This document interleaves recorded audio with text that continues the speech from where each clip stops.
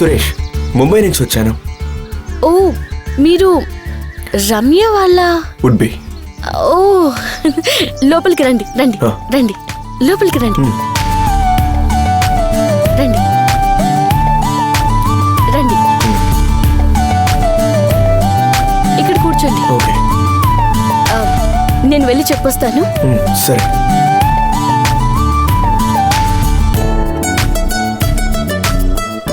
అమ్మగారు. ఏంటి? ముంబై నుండి సురేష్ గారు వచ్చారు. సురేషా?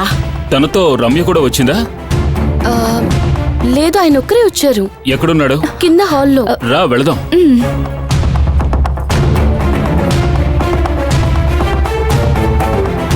ఏం చెప్పనక్క, అసలే ఏం చేయాలో ఏమిటో తెలియటం లేదు. అంతా ఇలా అంటే ఎలారా? ఎవరు బాబు నువ్వు? అన్నయ్య, సురేష్. ఎవరు? రమ్య లెటర్లో రాసిందే ఆ సురేషా? అవునన్నయ్య. ఏమిటయ్యా మీరు ఇలాంటి పని చేశారేమిటి? ఏమయ్యా, మీరు పెళ్లి చేసుకోవాలనుకుంటే మాతోనే చెప్పుండొచ్చు కదా. ఇప్పుడు ఇలా రమ్య లేచిపోయేలా చేసావే. ఏమంటున్నారండి? ఇలా చూడు సురేష్, రమ్యకి మా మేనల్లుడికి పెళ్లి చేయాలని మేమంతా మాట్లాడుకున్నాం. కానీ ఆ సమయంలో తను పారిపోయి నిన్ను పెళ్లి చేసుకుంది. అందువల్ల ఇక్కడ ఎన్నో సమస్యలు. పోన్లేండి, ఇప్పుడు అవన్నీ ఎందుకు? ఏం బాబు, వివాహం అయ్యాక మొదటిసారి వచ్చారు, మా అమ్మాయిని తీసుకురాకుండా మీరు ఒంటరిగా వచ్చారేమిటి? రమ్య ఎక్కడా? రమ్యని కలవడానికే కదా నేనొచ్చింది.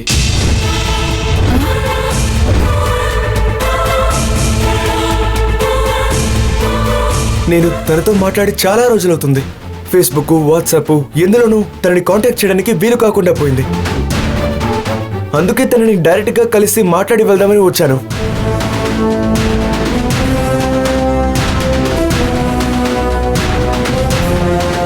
కానీ మీరేంటంటే తను నేను పెళ్లి చేసుకున్నామంటున్నారేంటి?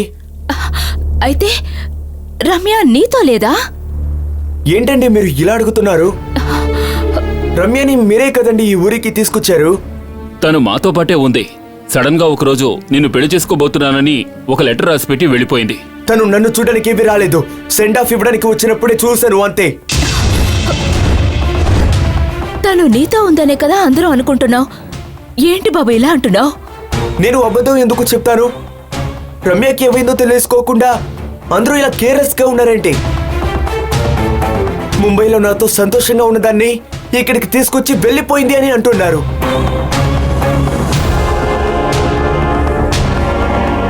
రమ్యని నాతో ఫోన్లో మాట్లాడనివ్వకుండా చేసినప్పుడే మీ మీద నాకు సందేహం వచ్చింది. నాకు తనని దూరం చేయడానికే మీరు ఇలా చేస్తారని నాకు ఇప్పుడు అర్థమవుతుంది. నేను తనని మనసారా ప్రేమించాను. ఎక్కడున్నా తను తిరిగి రావాలి. తను దొరికేంత వరకు నేను ఈ ఊరు వదిలి వెళ్ళను. తను ఎక్కడున్నా సరే వెతికి నాకు అప్పగించండి.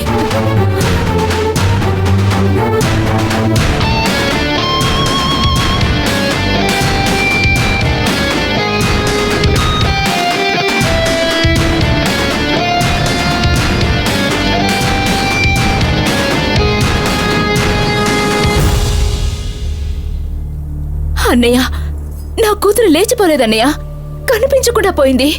ఈ ఇంట్లో ఉన్న ఆత్మే నా కూతుర్ని ఏదో చేసింది. నాకు చాలా భయంగా ఉందన్నయ్య. మీరే దాన్ని ఏదో విధంగా కాపాడాలి.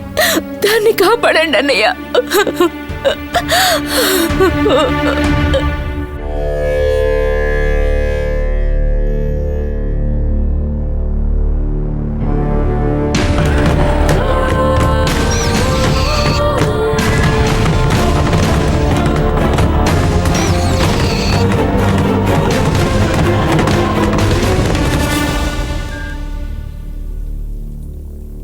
హలో స్వామి, ఏమిటి? ఇక్కడ సమస్యలు ఎక్కువైపోతూ ఉన్నాయి. నా చెల్లెలు కూతురు రమ్య ముంబైకి వెళ్ళిందనుకుంటున్నాం కదా. తను ఆ లవర్ దగ్గరికి వెళ్ళలేదట. ఆ కుర్రాడు ఇక్కడికి వచ్చి అడుగుతున్నాడు రమ్య ఎక్కడా అని. మీరు వెంటనే బయలుదేరండి.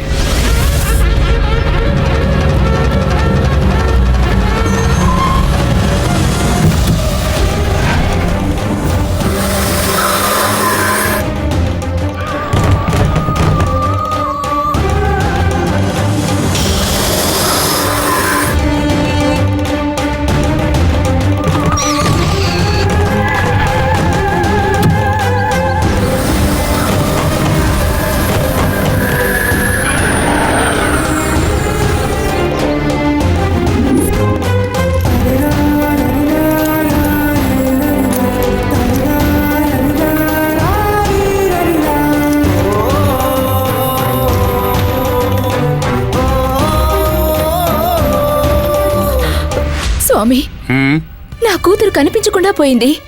తనకి ఏమైందో ఎలా ఉందో ఏమీ తెలియటం లేదు.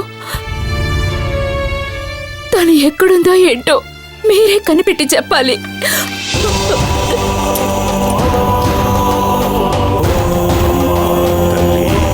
పరమేశ్వరి, జగద్రక్షకి, భగవతి నారాయణి.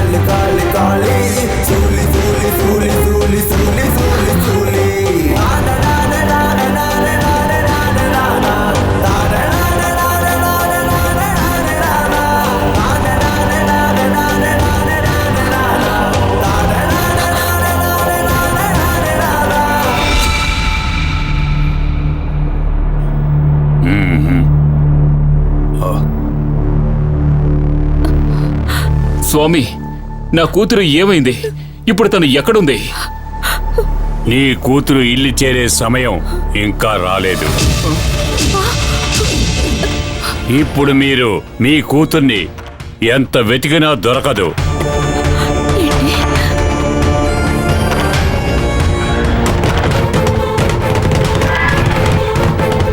తనకు సంబంధించిన ఏ విషయం మీ దృష్టికి రాలేదు. ప్రస్తుతానికి తనని వెతకొద్దు, వదిలేయండి. మీకు తెలియంది ఏమీ లేదు. మీరే ఇలా చెప్తే ఎలా?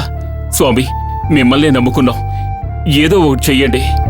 మీరు నన్ను నమ్ముకున్నారు, నేను శాస్త్రాలను నమ్ముకున్నాను. శాస్త్రం ఫలితం ఇవ్వాలంటే ప్రాప్తం ఉండాలి. ప్రస్తుతం ఆ ప్రాప్తం మీకు లేదు. స్వామి, మీ కూతురు క్షేమంగా ఉండాలని ఆ దేవుణ్ణి ప్రార్థిస్తూ కొంచెం ప్రశాంతంగా ఉండండి.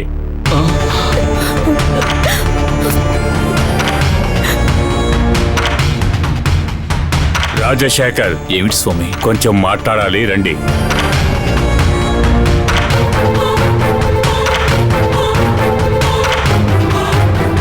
అన్నయ్య, నా కూతురు లేచిపోయి ఉంటే ఎక్కడో ఓ చోట సంతోషంగా ఉందిలే అనుకునేవాళ్ళం. పిచ్చిదైనట్టయితే మనతోనే ఉంది కదా అని సర్దుకుపోయేవాళ్ళం. కానీ ఇప్పుడు తను ఉందో లేదో కూడా తెలియటం లేదు. మేము మనశ్శాంతిగా ఎలా ఉండగలం? ఈ ఇంటికొచ్చి నా కూతుర్ని పోగొట్టుకున్నానన్నయ్య. బావా, రమ్యకి మన అరుణ్కి పెళ్లి జరగబోతుందన్న సంతోషంలో సేటు దగ్గర వడ్డీ కప్పు తెచ్చి దానికి నగలు చేయించాను. రమ్య వెళ్ళిపోయిన తర్వాత ఆ నగలు కూడా లేవు బావా. సరే, మనమ్మాయే తీసుకువెళ్ళిందని అప్పుల వాళ్ళని ఎలాగో మేనేజ్ చేస్తున్నారు. కానీ ఇప్పుడు రమ్య ఏమైందో కూడా తెలియడం లేదు. ఏం చేయాలో నాకు అర్థం కావడం లేదు. నేను ఈ అప్పు నుంచి ఎలా బయటపడతానో తెలియడం లేదు. వాళ్ళ పరువు తీయకముందే ప్రాణాలు వదిలేస్తాను బావా. ఏమిటయ్యా అలా అంటావు? మేమంతా ఉండగా ఎందుకలా అనుకుంటున్నావు? రమ్య ఎక్కడుందనే విషయాన్నే కనిపెట్టలేకపోయాం. కానీ నీ సమస్యని నేను తీరుస్తాను. ఎవరి దగ్గర ఎంత తీసుకున్నావో అది నేను సెటిల్ చేస్తాను. అంతేకాదమ్మా, మీ ఆయన పేరున నాకున్న బిజినెస్లో ఏదో ఒకటి రాసిస్తాను. ఆ బిజినెస్లో వచ్చే లాభాన్నంతా మీరే అనుభవించండి. ఆయన సొంత వ్యాపారంలా దాన్ని చూసుకోమను. నీకు మీ అన్నయ్యని నేనున్నానమ్మా. మీకు అభ్యంతరం లేకపోతే జీవితాంతం మీరు ఈ ఇంట్లో మాతోనే ఉండొచ్చు. కూతురు గురించి దిగులు పడే మిమ్మల్ని ఓదార్చడానికి నాకింతకన్నా ఇంకో దారి తెలియలేదమ్మా. ఏమంటావమ్మా? తను వద్దనే అంటుందిరా. ఈ ఇంటికి వచ్చిన రోజే ముంబైలో ఇక్కడ లేదని విసుక్కుందిగా. దానికి నువ్వు ఆస్తి రాసిచ్చి ఉండమంటే అది ఉంటుందా? ఏం మంజు? అన్నయ్య ఆలోచించి ఏర్పాటు చేసేటప్పుడు అది కాదని నేను ఎలా చెప్పగలను? బావా, మీ మనసు కష్టపడకుండా ఉండాలనే నేను ఒప్పుకుంటున్నాను. చాలా సంతోషంగా ఉంది. ఆ సేటుకి ఫోన్ చేసి వెంటనే ఇక్కడికి రమ్మను. ఉమ్, డబ్బు ఇచ్చేద్దాం. సరే. వీలైనంత త్వరలో రమ్యని కనిపెడదాం. మీరు ధైర్యంగా ఉండండి. వెళ్ళండి. సరే అన్నయ్య. ఏమిటి స్వామి మీరన్నది? చెప్పడానికి బాధగానే ఉంది, అయినా సరే నేను చెప్పే తీరాలి. అరుణ్కి ఇప్పుడు పెళ్లి చేయొద్దు. ఆ ఆత్మని బంధించారు కదా, మరి పెళ్ళొద్దని ఎందుకంటున్నారు? ఆత్మని బంధించడం గొప్ప విషయం కాదు. దానికి ఇష్టం లేని పనులు చేస్తే అది మీ కుటుంబం మీద పగబడుతుంది. అప్పుడు మళ్ళీ సమస్యలు వస్తాయి. అందుకే చెప్తున్నాను, బాధపడకండి. స్వామి, అసలు ఈ పెళ్లి అనుకున్న దగ్గర నుంచి నేనెంతో మానసిక వేదనకి గురయ్యాను. ఎన్నో సమస్యల్ని ఎదుర్కొన్నాను. మాయ పిచ్చిది కావటం వల్ల తన పేరున ఆస్తిని రాసిస్తున్నాను. రమ్య మాయమవడం వల్ల వాళ్ళ నాన్న అప్పులన్నీ తీర్చి అతనికో బిజినెస్ అప్పగిస్తున్నాను. ఇవన్నీ చేసినా అరుణ్కి పెళ్లి జరగటం లేదు. అది తలుచుకుంటేనే నా మనసుకు బాధగా ఉంది. రాజశేఖర్, ఏమిటి?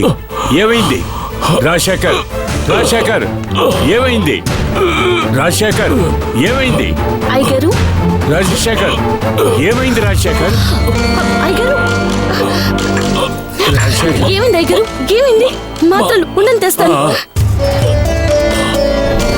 రాజశేఖర్, అయ్యగారు, మాత్రలు వేసుకోండి. ఇదిగోండి.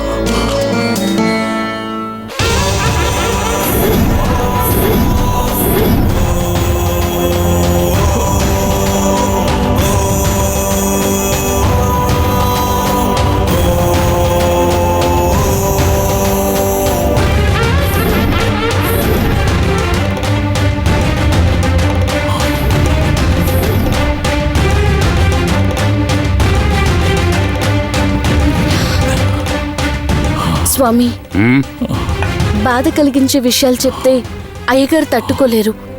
దయచేసి ఇకపై అలాంటి విషయాలు ఏవి చెప్పొద్దు. సరేనమ్మా, నేను చూసుకుంటాను. నీ కుడి చేతిని కొంచెం చూపించు. ఎందుకు స్వామి? కారణం ఉంది, చెయ్యి చూపించమ్మా.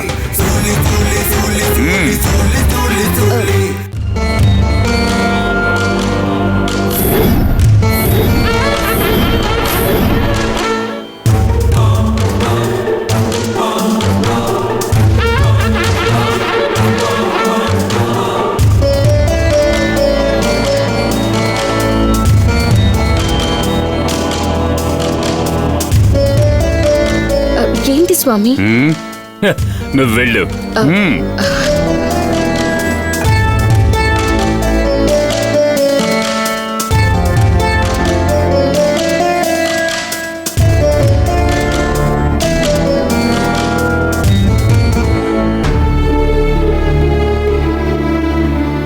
కొద్దిసేపటి క్రితం నీ కొడుక్కి పెళ్లి చేయకూడదని చెప్పాను కదా, కానీ పెళ్లి చేయడానికి ఒక దారి ఉంది. అలాగా?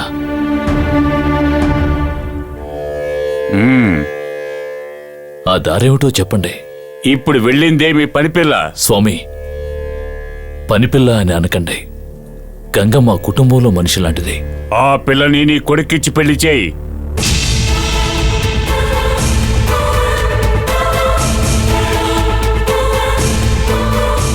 గంగన్న, ఆ పిల్ల ఎవరైనా కావచ్చు, కానీ తన దగ్గర ఒక దైవశక్తి ఉంది. చేతిలో శూలరేఖ ఉంది తనకి. అది అమ్మవారి అనుగ్రహంతోనే సాధ్యం. అది మాత్రమే కాదు, ఆ అమ్మాయికి దైవభక్తి ఉండడం వల్ల దుష్ట శక్తులు దరిదాపుల్లోకి రావు. ఇన్ని శుభలక్షణాలు ఉన్న తనతో మీ అబ్బాయికి పెళ్లి చేసావంటే జీవితం బాగుంటుంది. ఇప్పుడు ఆత్మ కట్టల్లో ఉంది. ఒకవేళ కట్టెడ మీరు వచ్చేస్తే స్వామి ఆ విధంగా జరగదు. అయినా మాట వరుసకే చెప్తున్నాను. అటువంటి పరిస్థితి వచ్చినప్పుడు గంగ దగ్గరున్న దైవశక్తి ఈ కుటుంబానికి కవచంగా ఉండి కాపాడుతుంది.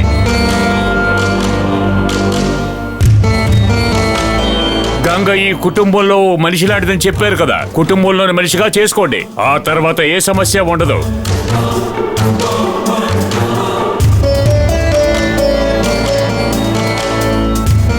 ఏమీ ఆలోచించకుండా, అనవసరంగా ఆలస్యం చేయకుండా వెంటనే గంగ తండ్రితో మాట్లాడి ఈ పెళ్లి చేయండి. ఈ పెళ్లి జరిగాక తప్పకుండా ఈ ఇంటికి విమోచనం లభిస్తుంది.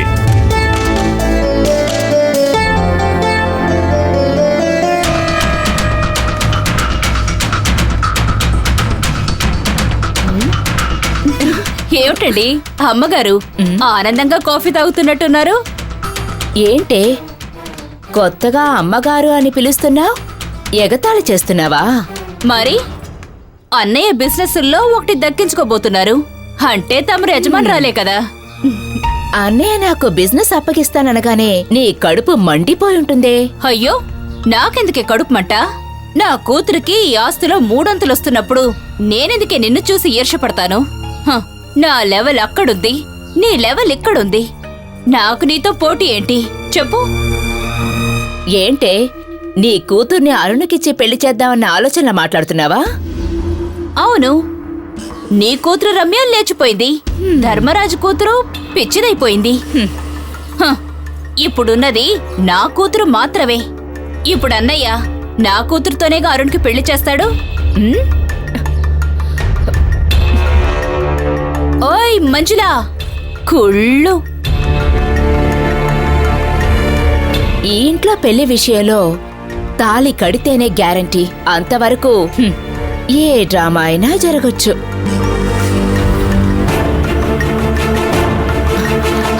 దేవి, ఇట్రా. ఏంటి? అన్నయ్య ఎక్కడికి వెళ్తున్నారు?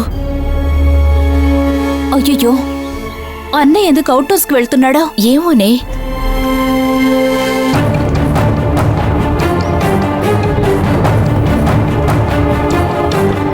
ఏరా బావ అవుట్ హౌస్ కు వెళ్ళటం చూస్తుంటే ఏదో పెద్ద విషయం ఉన్నట్టు అనిపిస్తోందే. ఇదే తెలీదా? మావయ్య దాగుడు ముద్దలాడడానికి వెళ్ళాడు. ఏంటి నాన్న, మనం దీనికోసమే కదా ఇదంతా చేస్తున్నాం. దీనికి పిచ్చా? అవునరా, పిచ్చేగా దానికి. మాధవయ్య, మాధవయ్య. అయ్యగారు మీరు వచ్చారేంటయ్యా? పిలిస్తే నేనే వచ్చాండి కదయ్యా. నేను రావటమేనయ్యా పద్ధతి. గంగా, అయ్యగారు వచ్చారమ్మా. అయ్యగారు రండి. అయ్యగారు, అయ్యగారికి ఏమైనా తీసుకురమ్మా. సరేనన్నా. గంగా, అయ్యగారు. మంచినీళ్ళు తీసుకురామా, చాలు. సరే అయ్యగారు. అయ్యగారు రండి కూర్చోండి. నువ్వు కూర్చో మాధవయ్య. అయ్యగారు మీ ముందు నేను కూర్చోవడమా? సరే అయితే నేను నుంచుంటాను. అయ్యా తీసుకోండి అయ్యగారు.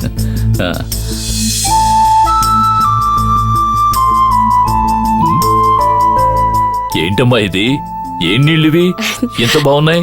జీలకర్ర నీళ్లు, వంటికి చాలా మంచిది. జీలకర్ర నీళ్ళ? ఓ, మీకేమో జీలకర్ర నీళ్లు, భవనంలో ఉండే వాళ్ళకి సాదా నీళ్ళ? అయ్యో, అలాంటిదేం లేదు. మీకు ఈ నీళ్లు నచ్చుతాయో లేదో అని. చాలా బాగున్నాయమ్మా. ఇక మీదట ఆ ఇంట్లో అందరికి జీలకర్ర నీళ్ళే ఇవ్వాలి. సరే. ఇదిగో. అవును, నీకోసం మన ఇంట్లో వెతుకుతున్నారా? అయ్యో అవునయ్య గారు, మర్చిపోయాను. చాలా పనుంది, నేను వెళ్తాను. వెళ్ళు వెళ్ళు.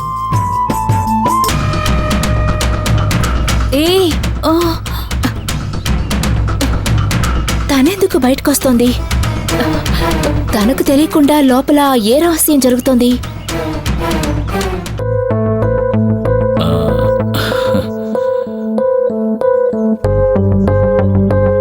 అయ్యా ఏంటయ్యా ఆలోచిస్తున్నారు? నేను అడిగేదానికి నువ్వు సరేనని చెప్పొచ్చు, కుదరదని చెప్పొచ్చు. సరేననే సమాధానం రావాలనేదే నా ఆశ. మీరేమంటున్నారయ్యా? నీ కూతురు గంగని నా ఇంటికి కోడలిగా పంపమంటున్నాను.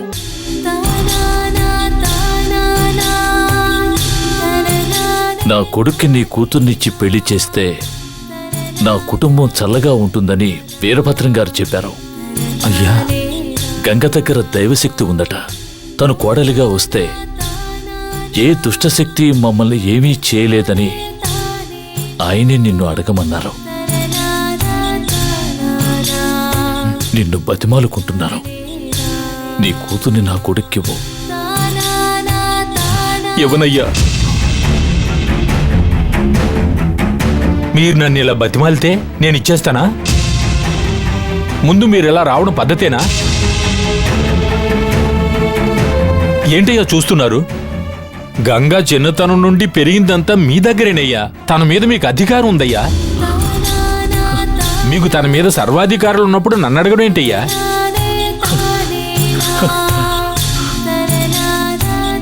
మీ కుటుంబం చల్లగా ఉండాలన్నది మా కోరిక.